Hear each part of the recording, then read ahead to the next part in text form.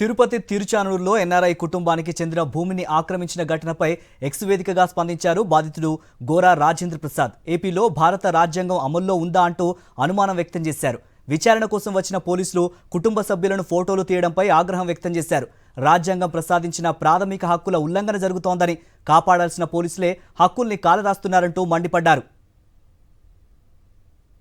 Land grabbing act విషయంలో పోలీసుల నిర్లక్ష్యం, ఎస్పీ నిర్లక్ష్యం మీద ఆల్రెడీ ఒక వీడియో చేస్తే సాక్షి మీడియాలో, పేపర్లో, అన్నిట్లో, మిగతా ఛానల్స్ లో అన్నిట్లో రావడం, వైరల్ అవ్వడం వల్ల ఆ రోజు సాయంత్రము సిఐ గారు, ఎస్ఐ గారు ఇద్దరు కానిస్టేబుల్ ని తీసుకొని ఆ రోజు సాయంత్రం మా ఇంటికి వచ్చారు.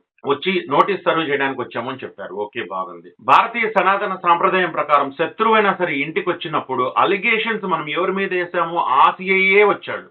సరే, వచ్చిన తర్వాత మా నాన్నగారు గౌరవం ఇచ్చి కూర్చోబెట్టి కాఫీ ఇస్తే వీళ్ళు వచ్చిన కానిస్టేబుల్స్ తో ముందుగానే ప్రీ ప్లాన్డ్ గా వచ్చి వీడియోలు తీయడం మొదలు పెట్టారు. ఎవరిని? మా ఇంట్లో ఉన్న గెస్టులందరినీ, మా నాన్నని, మా చెల్లెని, మా అమ్మని వీడియోలు తీయడం మొదలు పెట్టారు. అసలు it is a fundamental right violation. Article 21 ప్రకారం జీవించే హక్కుని కాలరాయడమేనండి. రైట్ టు ప్రైవసీని కాలరాయడమేనండి. IT section 2067 and 67A act ప్రకారం 2 సంవత్సరాల కఠిన కారాగార శిక్ష. ఒకవేళ వీడియో రికార్డ్ చేసి ఎవరికైనా షేర్ చేస్తే 5 సంవత్సరాల కఠిన కారాగార శిక్ష.